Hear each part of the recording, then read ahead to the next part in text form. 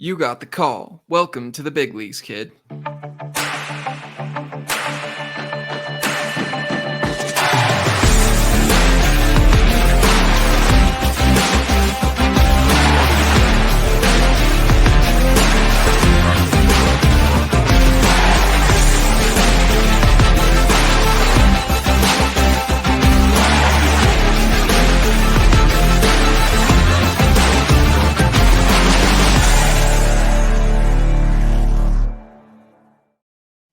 Welcome to the call-up presented by TriplePlay Fantasy.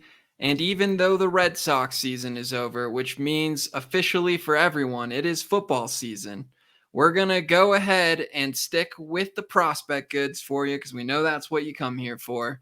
And unfortunately, not only is baseball season over and it's officially football season, Vinny, if you're watching, you've already noticed this, but if you're listening, Vinny is actually on the IL, emphasis on the I, because he's got an eye scratch this week. And so it's just going to be me, our guest, who we'll get to in a little bit. And of course, as always, we've got MP Richards, 1981. Michael, how's it going? Hey, Josh, glad to be here with you this week. As you said, our boy Vinny had to take the week off, but I'm happy our guest was willing to step up and go on with the show. And this is a man that caught my eye on social media early this year. He posts a lot of cool stuff. Some of it's way above my head, but all very useful information. And I'm definitely not the most advanced when it comes to like analytics and graphs, so I'm happy to have him here with us today. And I have no doubt I'm about to learn something new. Yeah, so you're kind of stealing my spiel a little there, Michael, but kind of hinting already.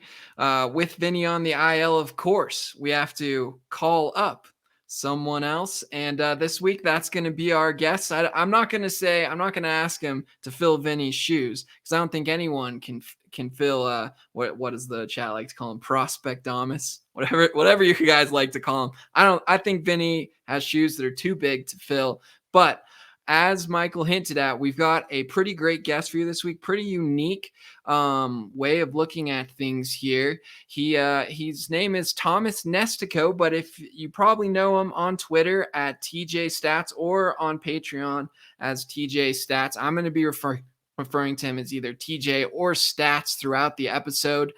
And he, according to his Twitter, is both a baseball and a hockey fan. And what he really specializes in, it just takes one quick look at his Twitter, is these really cool graphics, which he makes using Python.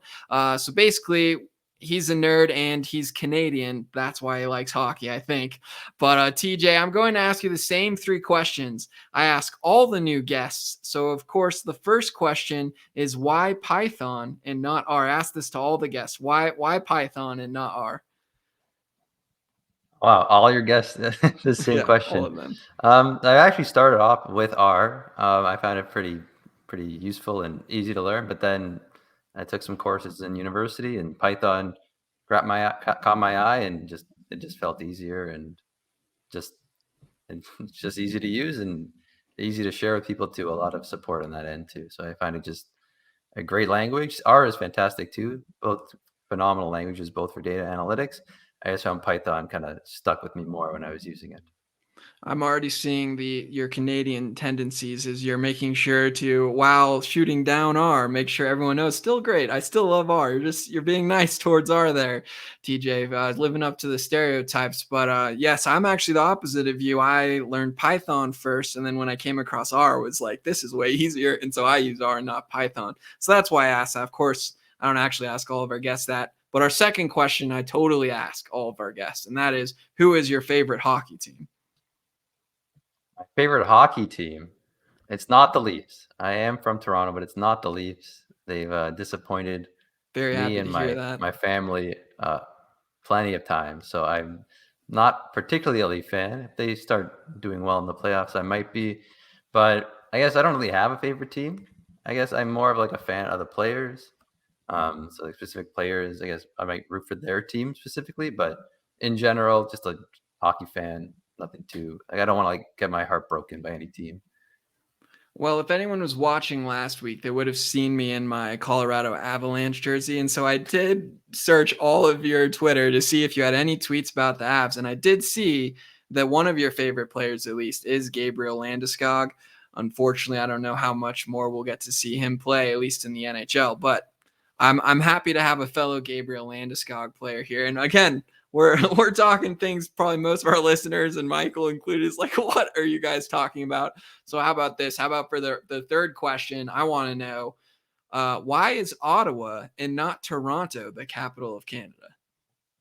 Why is Ottawa and not Toronto the capital of Canada? So we learned this in history class. Ottawa we don't learn is history kind of in the U.S. We don't do that here. Well, in Canadian history, Ottawa is kind of the border between upper and lower Canada. I guess right now you can consider that like Ontario and Quebec.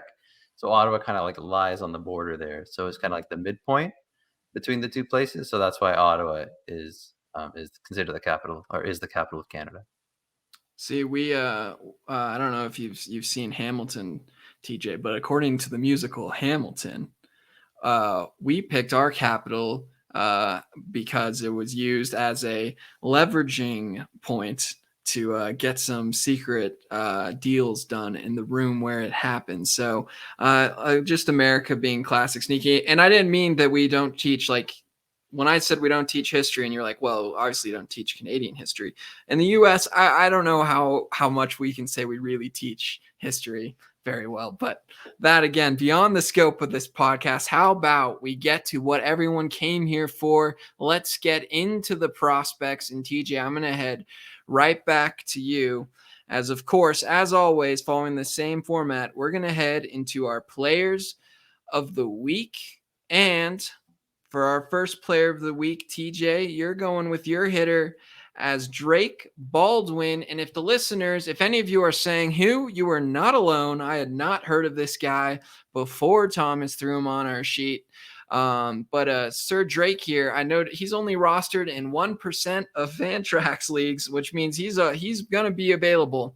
So if you like what TJ has to say about this guy, make sure to check out your league. It's Drake Baldwin, catcher for the Atlanta Braves. TJ, why don't you tell us a little bit about Drake Baldwin? Yeah, for sure. Drake Baldwin had quite possibly the best week I've ever seen of any minor leaguer this season.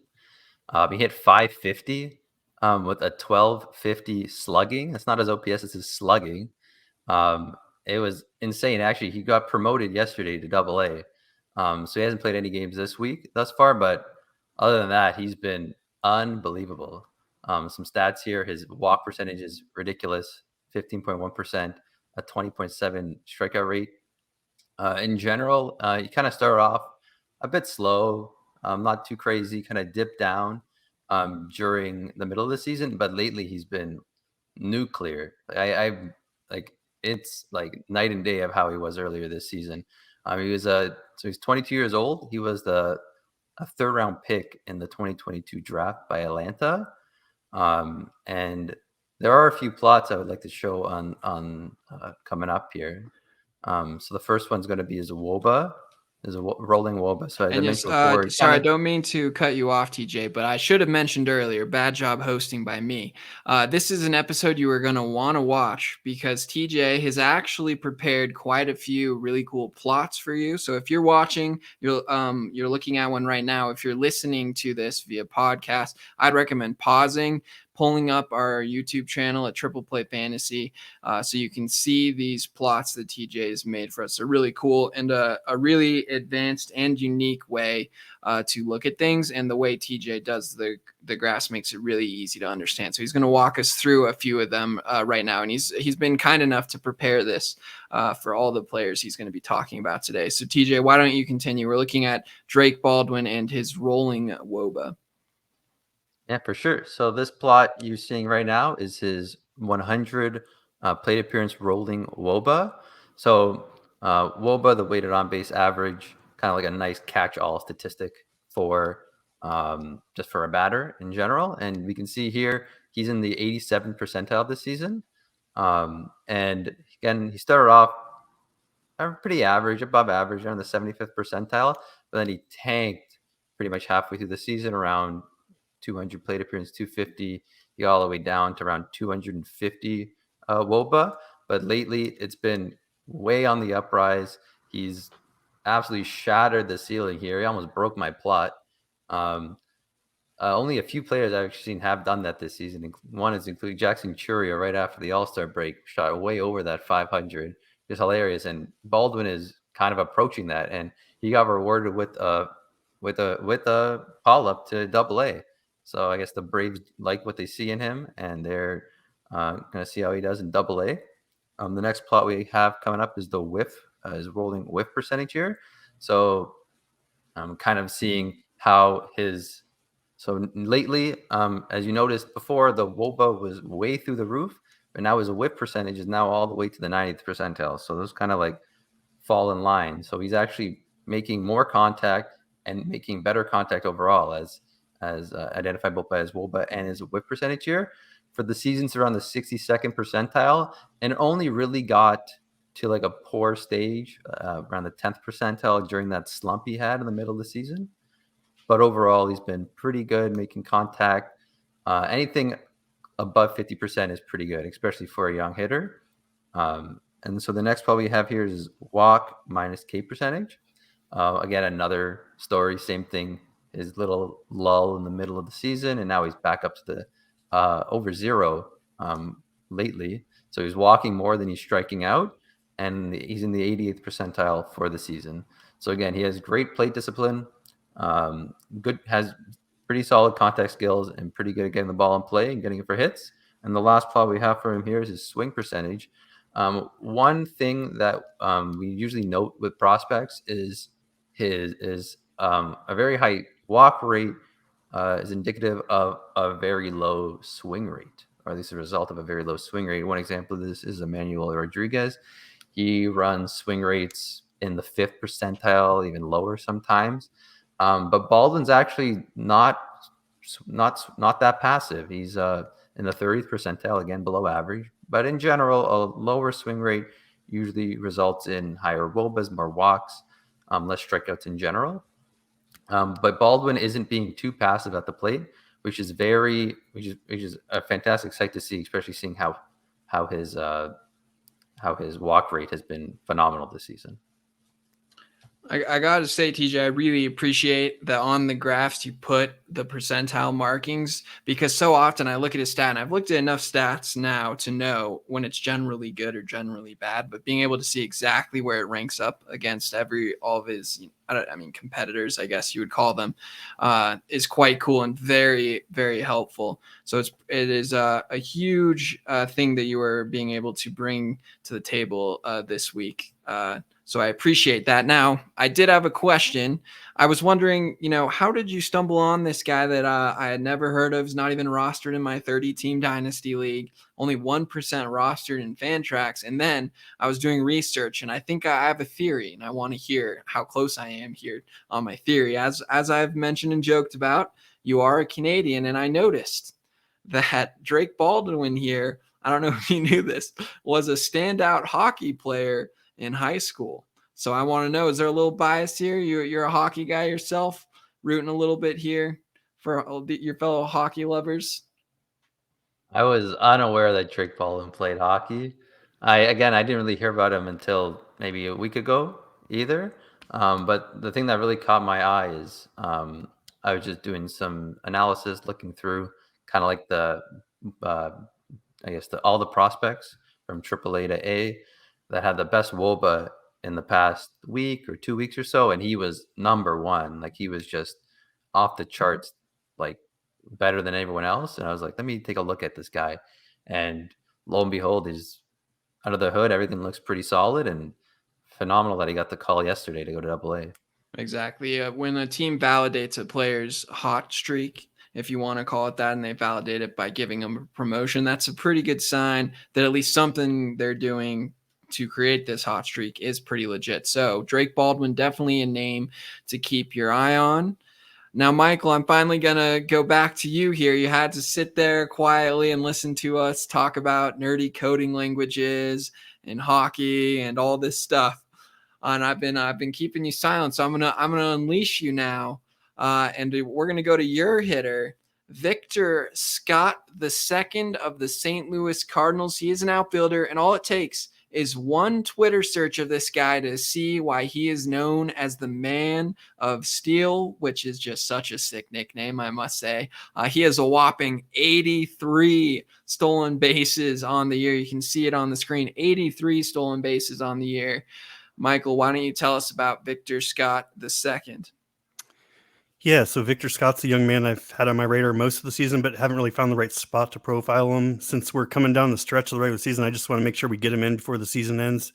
He's been particularly hot at the plate lately, so I think we won't find a better opportunity than the present time. Over the last 10 days, he's hitting .452 with a 1281 OPS, 2 homers and 5 steals. Scott was originally signed as a 5th-round pick in 2022 out of West Virginia.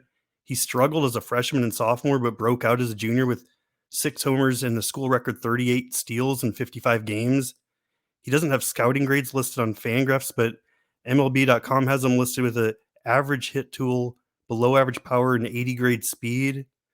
They also have him listed as a double plus defender, so it's pretty clear what type of player he profiles as on paper. Scott is the son of 2 college track athletes and immediately became the fastest player in the entire St. Louis system when he was signed. StatCast measured him with multiple sub-4 home to first times in the Florida State League, and that speed is carried into his first full season. He's been consistently near the top of the minor league stolen base leaderboard all year. His speed also makes him a natural center fielder with tons of range, and he could be a future Gold Glover in center if he's able to hit enough at the highest level. Scott struck out more than you'd like to see in college, but he chalked it up to getting out of his approach to chase home runs, and he's adjusted to more of a line drive approach in the minors. And while he used to sell out for the power with like an uphill swing, he hasn't like shown much pop with these new adjustments in the pro game, but I think that suits his playing style. Overall, this is clearly one of the fastest players in the minor leagues, and he probably won't ever get to notable power, but his hit tool feels underrated, and the speed could be a game changer for roto leagues. The fact that he projects as an elite defender only increases the likelihood he'll be given an opportunity to develop his bat. The range of outcomes is still pretty wide, in my opinion. He could be anything from an elite leadoff hitter to a 9-hole speed threat to a bench bat that's used more as a part-time player for his defense and legs, but I'd certainly target Scott in any type of roto league. And speed has made a comeback in our game, but there aren't many players capable of approaching 100 steals in a season, and that's worth investing in to me to see how it pans out. We're seeing the impact of a player like Estrella Ruiz had the season without much power, so Scott could end up having that similar type of monster speed threat down the road. I say it every time you guys bring up one of these speed guys, but I love it when I hear that they can steal a lot of bases, but also have a reason to play every day. And like you're saying with Victor Scott, that potential elite defense should keep him on the field and keep him quite valuable in a roto league. And of course, if your points league is a two point stolen base league, also in a league like that, of course, the concern for me always, I'm going to give you a little bit of my cheat code. Doesn't always work, but it's pretty good when it comes to these Cardinals prospects, particularly the ones in the outfield. Acquire them. You got to get them. And then if they stay with the Cardinals organization, you sell high on them, because the Cardinals organization seems to somehow I don't know if it's their huge fandom overinflates these guys to get to the major. They don't quite perform as you expect. I'm thinking of Jordan Walker or Tyler O'Neill, or as Cardinals fans call him, Bro Neal, another sick nickname. But then if Scott moves to a different organization, such as like a Randy Arozarena or a Lane Thomas, then I'm keeping him around and he's going to be a stud. Of course, I'm kidding. It's not that simple, but a Cardinals prospects is always a guy to keep your hands on, because they're a great organization that develops players, and the hype train from their fans is always immense. But we got our clock ticking up here, as we've got to keep moving. So we're going to move from our hitters to our pitchers, and we're going to go back to you, TJ. And I've got to say, thanks this time for giving me at least one player today who I didn't have to do a ton of research just to figure out who it was. You've gone with the former 3rd overall pick of the Detroit Tigers. It's Jackson Jobe. Why don't you tell us, TJ, a little bit as to why you are excited from what you're seeing from Jobe as he continues to make it back from a lower back injury that kept him out until June this year? Yeah, for sure. Yeah, Jackson Jobe, former again 3rd overall pick in 2021 by the Tigers. He's been pretty phenomenal this season. Has kept his walk rate minuscule. It's around 3% over the 3 levels been across. Yesterday he had another fantastic outing, similar to last week. He just looks like he's overpowering all the hitters he's facing. Great strikeout rate, phenomenal K to ball ratio as well. The ground ball rate could be a bit better, but in general, he just looks fantastic. He's not walking many guys, giving up a fair amount of homers, but again, he missed most of the season with a lower back injury and had some issues again when he was drafted and last year as well. And there are a few plots we have for him as well that I'd like to showcase. So the first one is his rolling called strike plus whiff percentage. Again, call strike plus whiff percentage, phenomenal metric. The guys at Picture List, they kind of like have a whole article about its predictiveness and its descriptiveness and how it kind of it's just a great statistic to kind of like look at a pitcher's performance. And Jackson Jobe in high A has been one of the best pitchers there, and is backed up by pretty much all his metrics. A 94th percentile rolling CSW percentage, and as well, it's been kind of creeping up lately as well. We got another plot as well. This is rolling K minus walk ratio. So again, as I mentioned before, his walk rate is minuscule, and it's also kind of amped up by that great strikeout rate he's running too. So around 98th percentile in high A. And then he was again both did the same thing in single A and in the complex league this year. So again, phenomenal season so far for him. We have another plot. This is a scatter plot now of the pitchers in high A and single A with a minimum of 150 plate appearances. There's only one pitcher. I don't have their name right now, but there's one pitcher that has a lower walk rate than him. I have a feeling it's Zebby Matthews, but I have not confirmed that yet. But yeah, he has an above average K rate, pretty well above average K rate, and an absolutely minuscule walk rate, which is something you really want to see from a pitcher, especially a young pitcher. We have another plot coming up.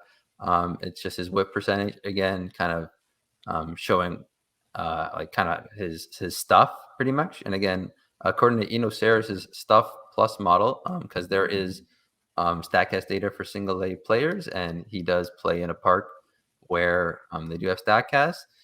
His stuff plus on the year was 129, which is phenomenal for overall. That's what I would be near the top, like 90th percentile of the MLB.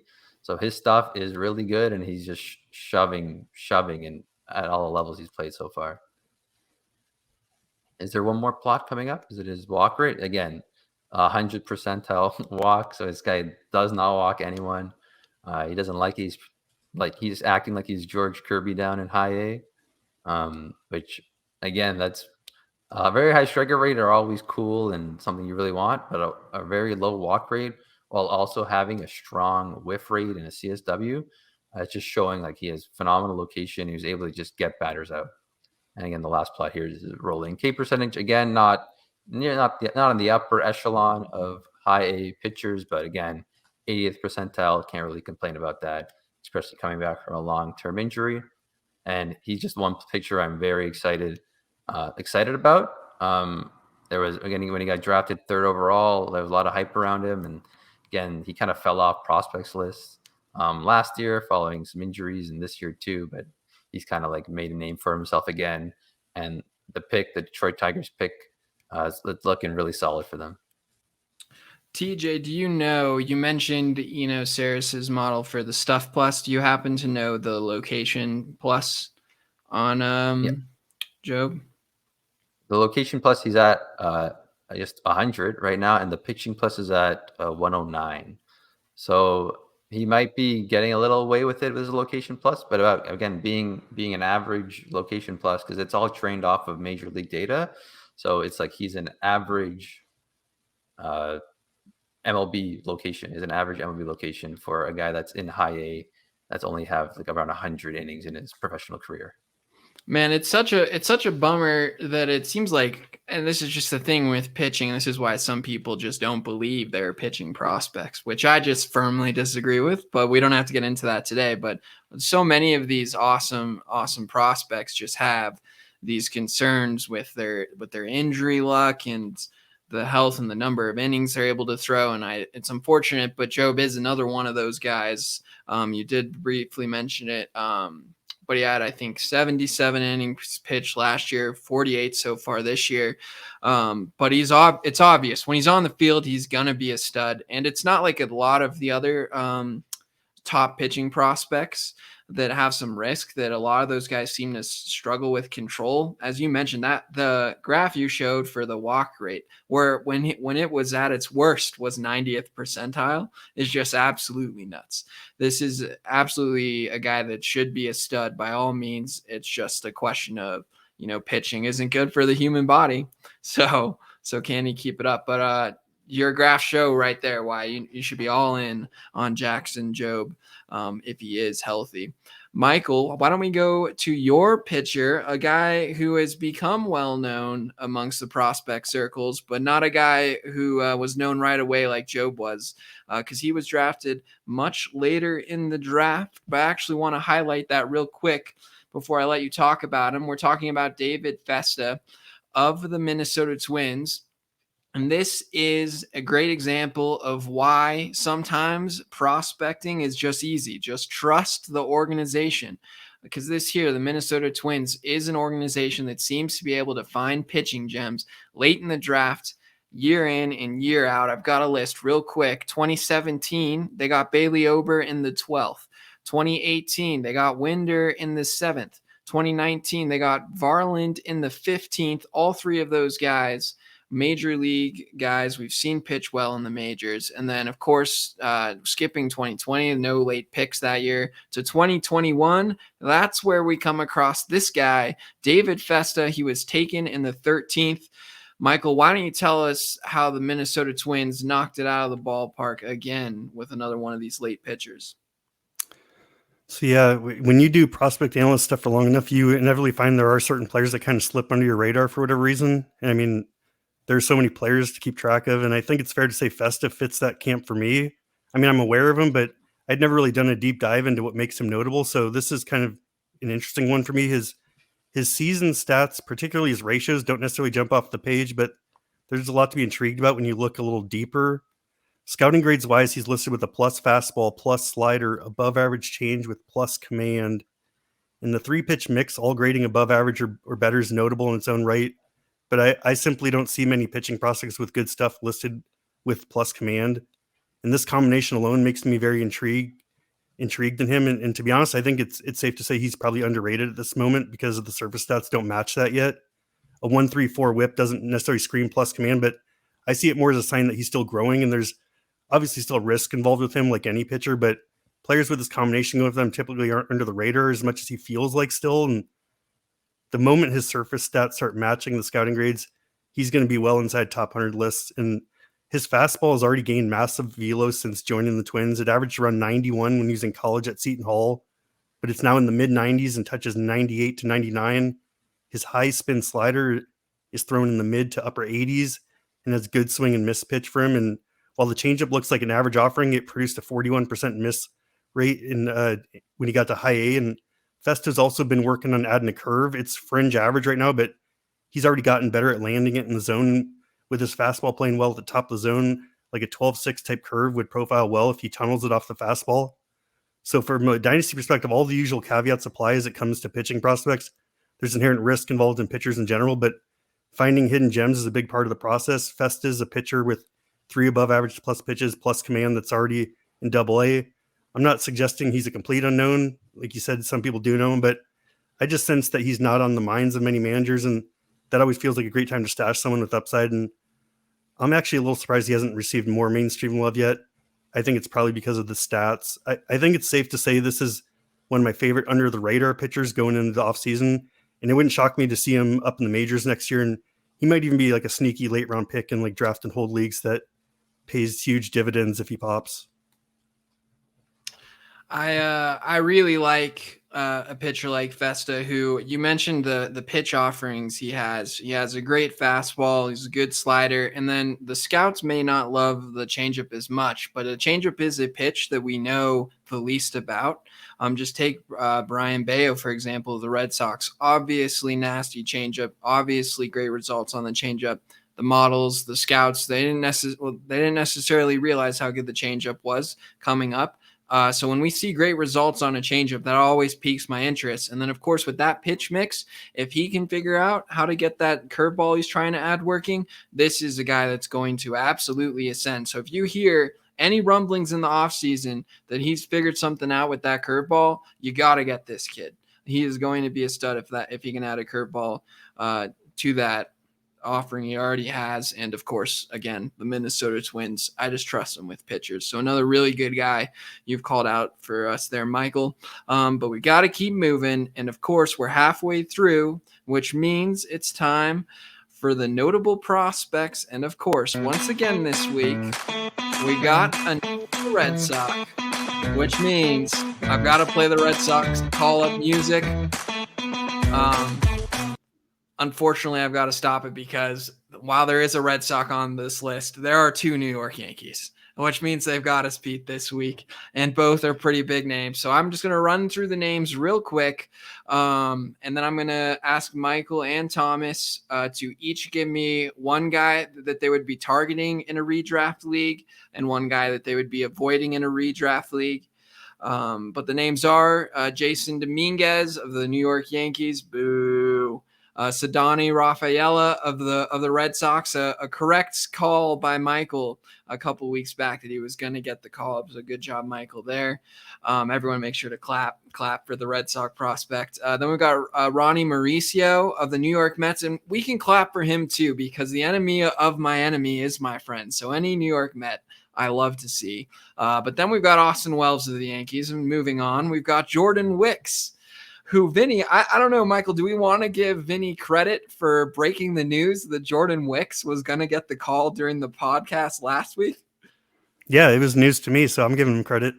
I mean, he somehow saw through some rumors on Twitter from like accounts with like 200 followers, and he knew Jordan Wicks was getting the call. And then, of course, the Cubs' latest call up today, an outfielder. It wasn't Pete Crow Armstrong.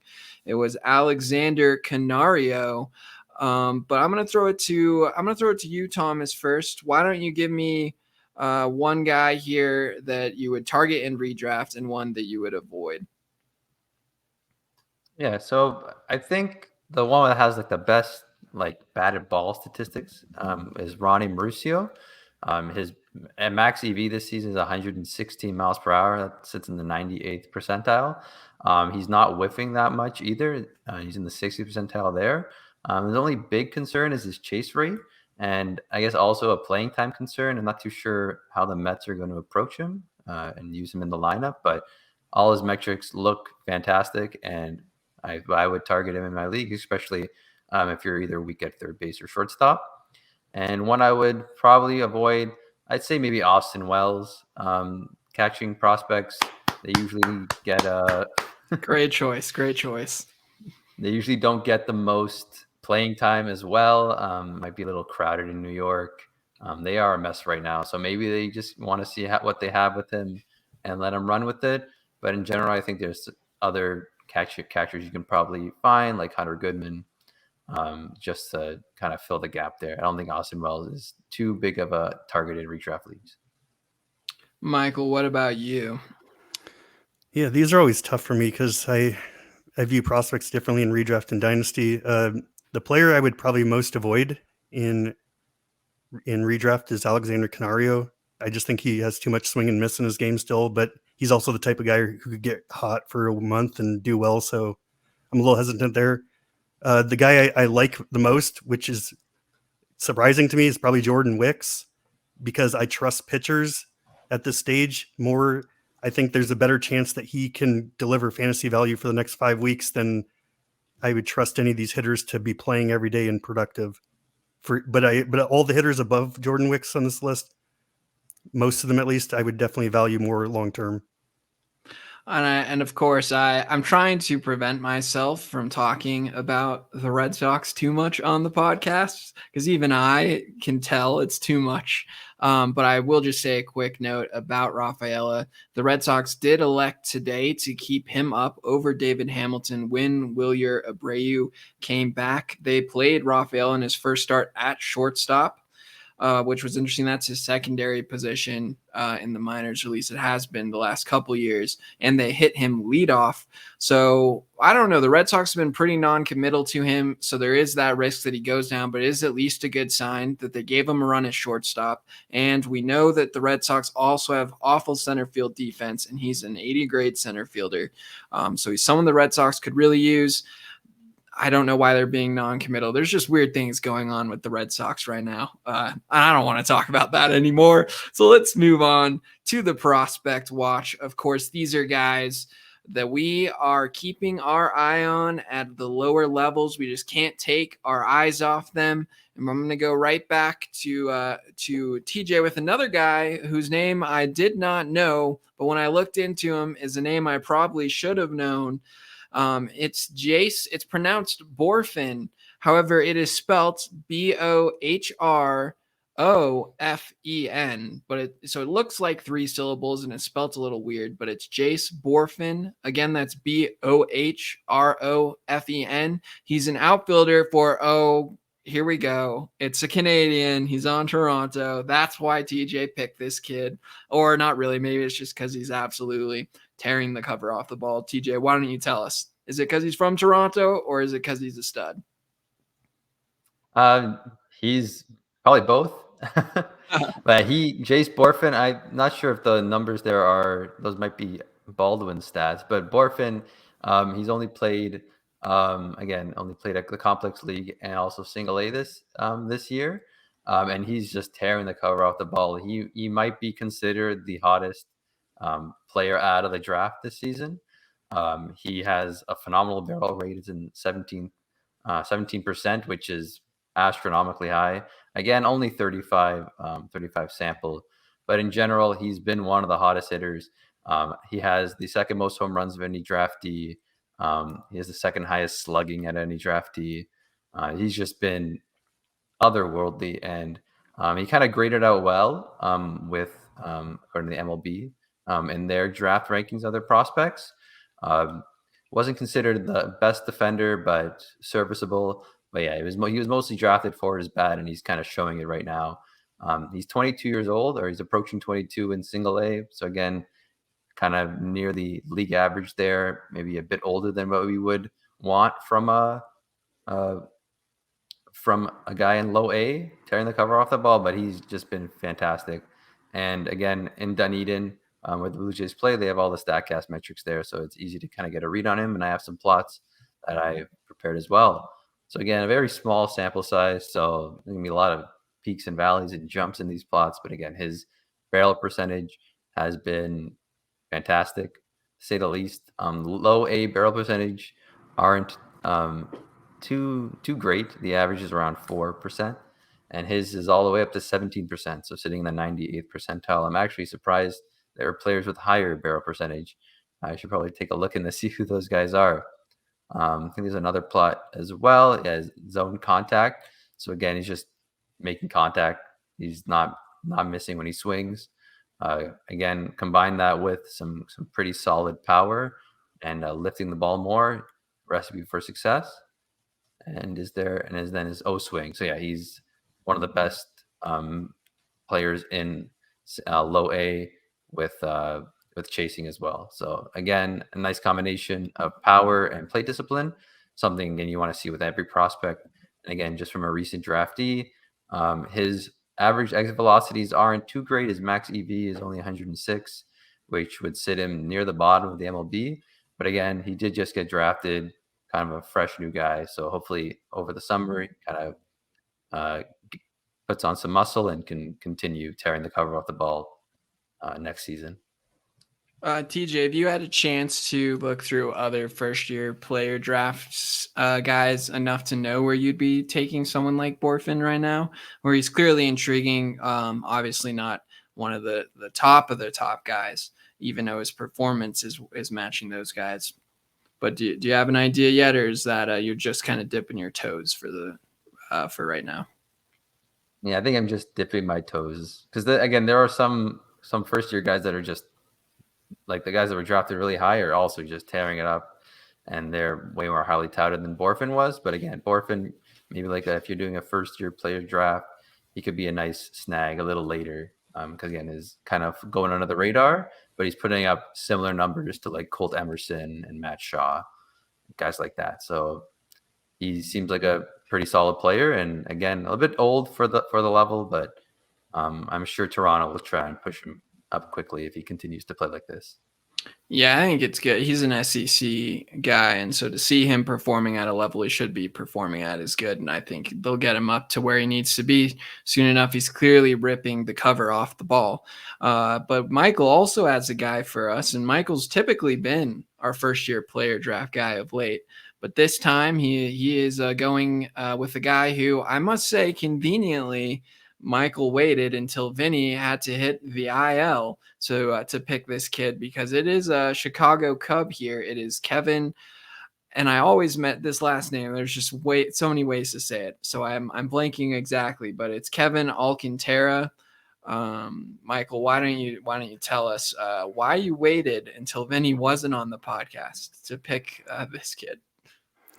Yeah, so this week I went searching for the hottest hitter in the lower levels that I haven't covered this season and landed on Cubs outfielder Kevin Alcantara. And it's only fitting that I'd profile a Cubs player the week Vinny isn't here because he'd be able to throw in some more insider knowledge I don't really have access to at the stage. But this is a young man I've been intrigued by since he was an international signing by the Yankees back in 2018. He was a centerpiece of the Anthony Rizzo deal in 2021 and has slowly been working his way through the system. He's one of those prospects that feels like he's been around forever. And pulling up his scouting grades, he's listed by Fangraphs with a 35 grade hit tool, which I think is too harsh. Double plus raw power and above average speed. So clearly, if I felt that hit tool grade's accurate, I wouldn't even really consider him a viable fantasy prospect. But anything worse than below average, I don't really trust will make it work in the majors long term. And obviously the hit tool is the weak spot in his game, but his K rates and contact percentage aren't as bad for a player with his level of power and speed and age. He has a large frame, which results in naturally long, like right-handed swing. He keeps his stroke relatively compact and makes a lot of hard contact and hitting the ball harder than most players his age. As he continues to add more strength, learns how to pull and lift the pitches more frequently, he could develop into a legit 30 home run hitter. And he'll probably always be a power over hit guy, but his willingness to take walks and use the opposite field bodes well for his performance long term. I mean, very few players this tall move as well as he does, and he has twitchy athleticism, solid speed, good instincts on the bases and in the outfield. He's been a center fielder most of his pro career, but he's played right field alongside Pete Crow Armstrong when they were teammates together, and he has the arm strength required for that position. From a dynasty perspective, we're talking about a 6'6", lanky, toolsy outfielder who hasn't looked overmatched as a pro and is on the verge of the upper levels. Next season will be a big step to find out where exactly he stands. He's already added to the 40-man roster this offseason, so there's a bit of pressure on him to pick up his development. It's possible he ends up hitting a wall in AA, but there's clearly still notable upside in his profile, and this is one of those rare players that I could see a logical argument for selling in Dynasty while he still has value, or buying for relatively cheaply and hoping he takes that next step in his development. You know, my favorite thing that you said throughout that, and I wrote it down exactly here, maybe give or take like 6 or 7 words, but you said the Yankees made their greatest mistake ever, which is saying a lot for a sorry excuse of an organization by trading this guy away. So I appreciated that, Michael. I thought that was very insightful, and I'm glad to see he's no longer a Yankee. But your actual question, of course, I've got to ask you. I've asked it every week. Michael, how about you rank your top 3 in the first-year player draft? I still don't have an answer to that, but I have thought about it more since you keep bringing it up. And, it really does. It really does come down to what you value more. If you value a high upside pitcher, there are going to be more hitters that come along like Cruz and Skeens, or like Cruz and Langford in the future. But pitchers like Skeens don't come along very often. He has more risk, but any league where pitching is valued more than normal, I would go with Skeens 1. Wow, we're finally getting some definitive answer there, and I don't know. Maybe I'll just keep sneaking that question in every week until until the draft has passed for everyone. We do have 2 more players left for you though, and it is our Who's Next section. We are the call up, so who's next to get the call? And this week, I'm gonna pull this away. Guys, we got 2 cheaters here. Neither of you guys really followed the rules, but honestly, I think that's fair. We've talked about most of the guys that are already getting called up now, and the guys who are going to get called up, we've also talked about a lot. So we're bending the rules a little bit this week. TJ, we'll start with your guy who is literally on a rehab assignment. So I'm not sure that really. I don't know. We're pushing it a little there, but it is Mason Miller of the Oakland Athletics. Again, he's on a rehab assignment right now because he did show up in the majors earlier this year. But I'm going to give you a pass because he still hasn't thrown enough innings to graduate from any prospect list. So I think it still kind of counts. But how about this? I'll ask you, why don't you tell us a little bit about Mason Miller and why he might be a league winner for someone down the stretch?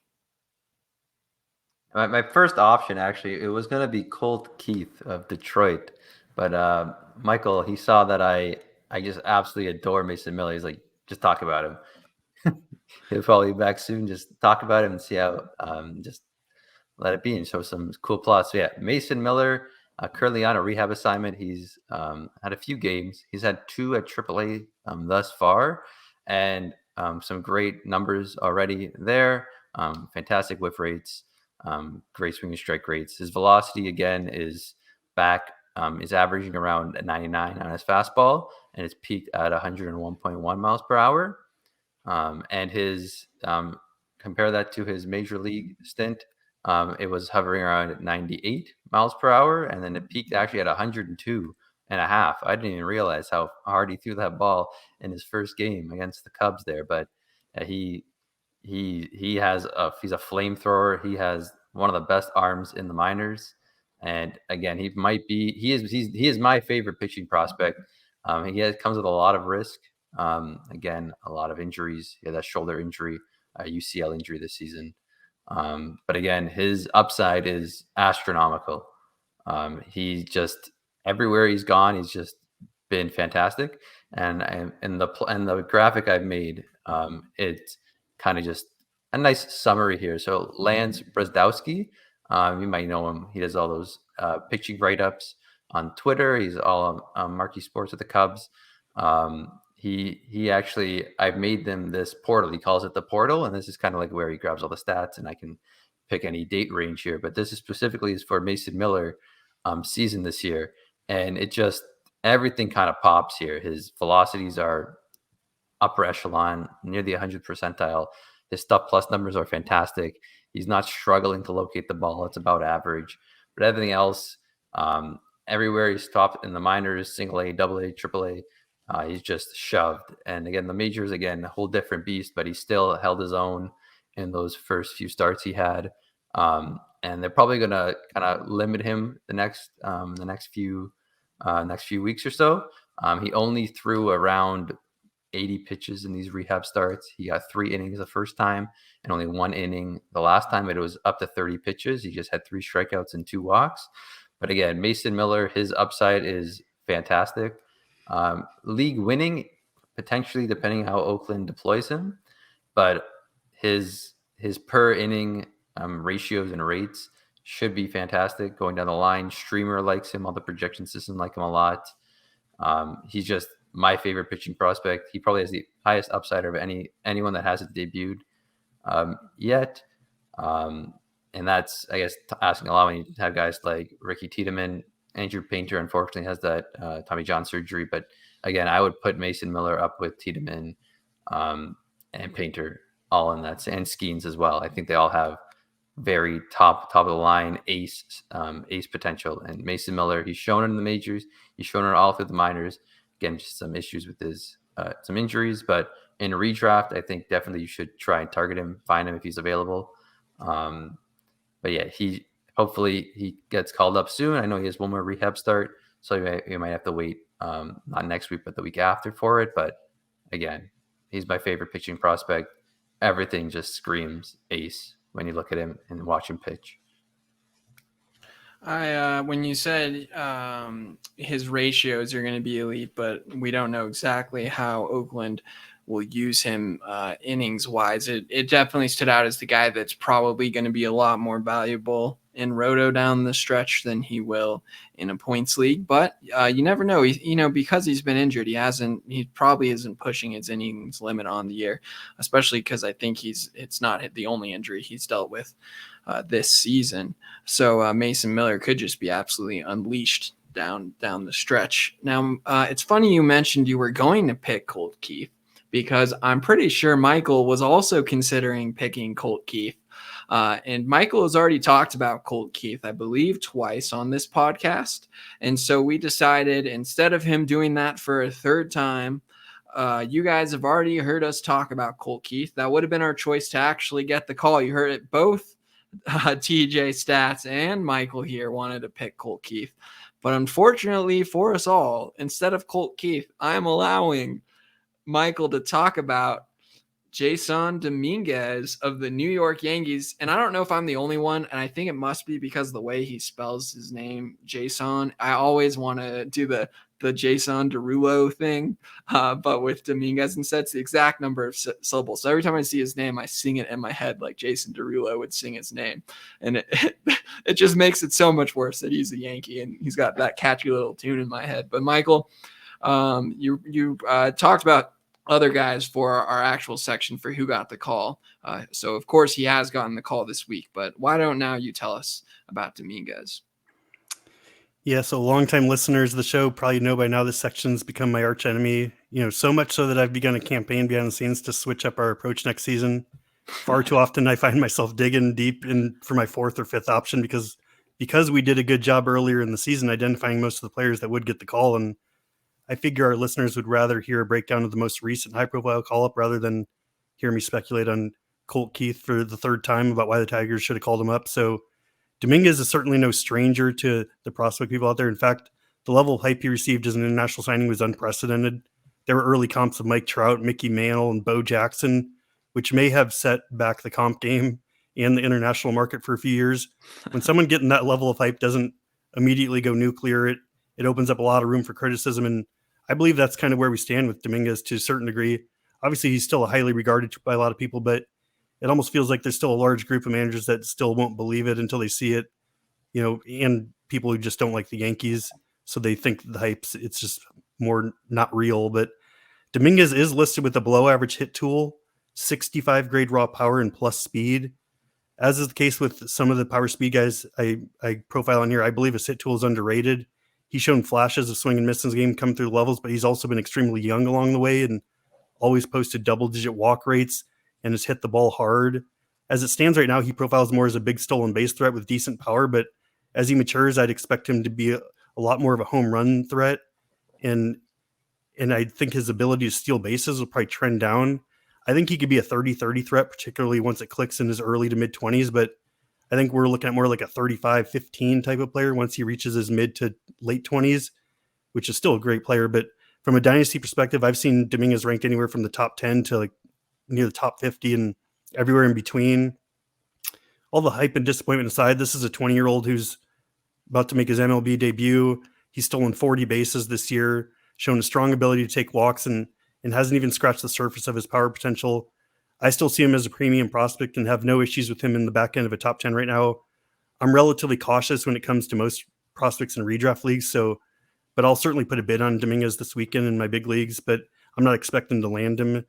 And if I'm counting on a lot of young players to be anything more than like a lotto ticket for me, I probably don't have a very competitive team.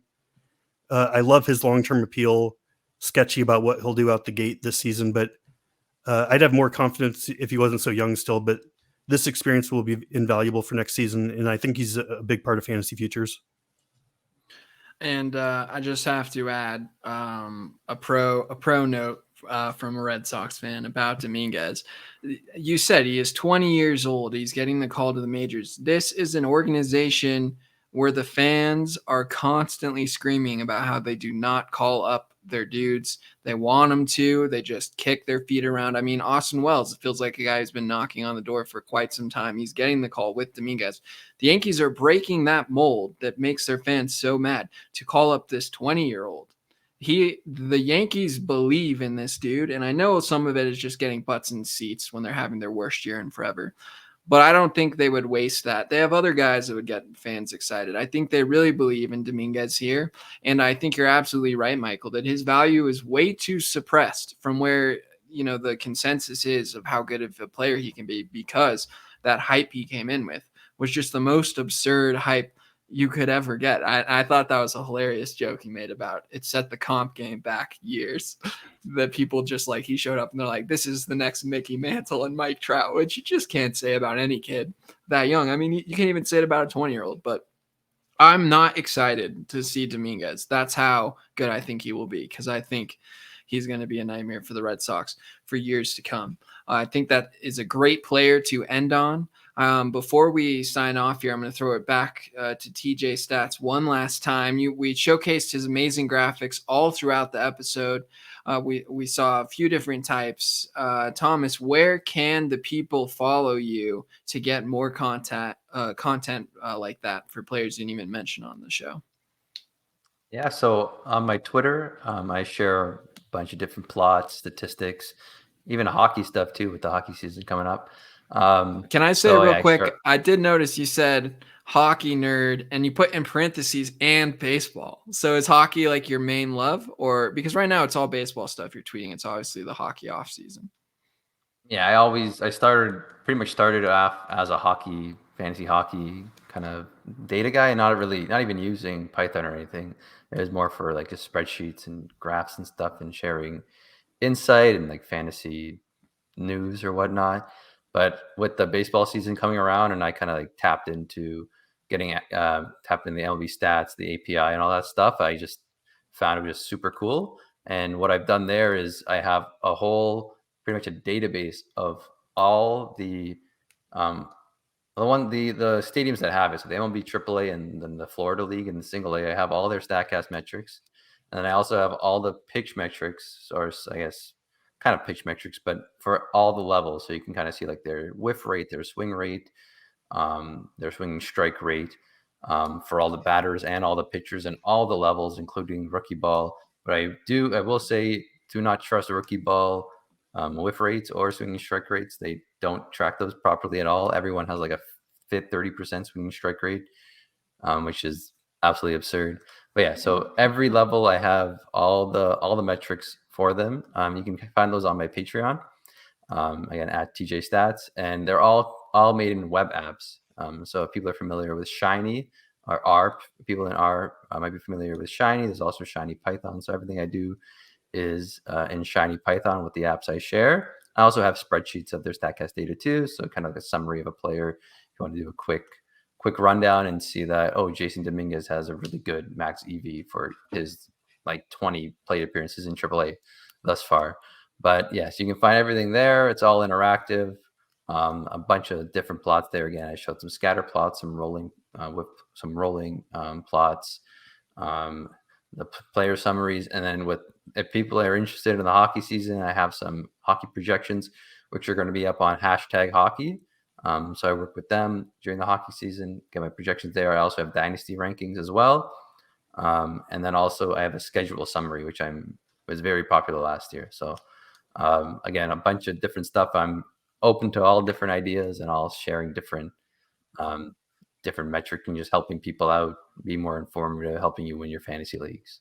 And did I hear you mention earlier that Lance Bardowski uses, how you say his last name? Is that he uses your data? Yeah, so he has he asked me, I think back in July, because he saw one of my I guess initial kind of like layouts of my plots. So he kind of commissioned me to make him a specific one for him. So like all the stuff he like his daily reports on his pictures, all the numbers I have are in that.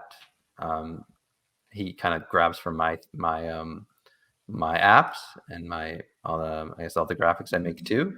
And yeah, and I made it public to my patrons as well. But yeah, he's he's been great. He's been very helpful. He's very insightful as well. If you haven't followed him, if you don't follow him, please follow him. He's one of the smartest baseball analysts I've seen on Twitter. Yeah, I was gonna say, if that isn't just a ringing endorsement to follow and trust what you're putting out there, I don't know what else would be, because Lance is a pretty big name in the baseball analytics world right now. So that is very cool. Be sure to give Thomas a follow at TJ Stats on Twitter, and also be sure to subscribe to his Patreon so you can get all that data to give yourself a huge edge on your competition. I, of course, will not be handing out my Twitter, because you should not follow me on Twitter. I'm on a streak of maybe like 50 tweets in a row about how horrible Alex Cora is. Then I don't think anyone wants to read that. And then Michael, of course, can be found at MP Richards 1981. Be sure to check out our YouTube. Subscribe and turn on notifications so you can catch all of our episodes as soon as they come out, so you can beat your league mates to the waiver wires. And of course, be sure to check out all the other baseball content that TriplePlay Fantasy puts out. And as we're transitioning, it is officially football season. Go Patriots. Yes, I'm also an obnoxious Patriots fan. Be sure to check out everything TriplePlay Fantasy has to offer football wise. And with that, we'll see you guys next week for week 20.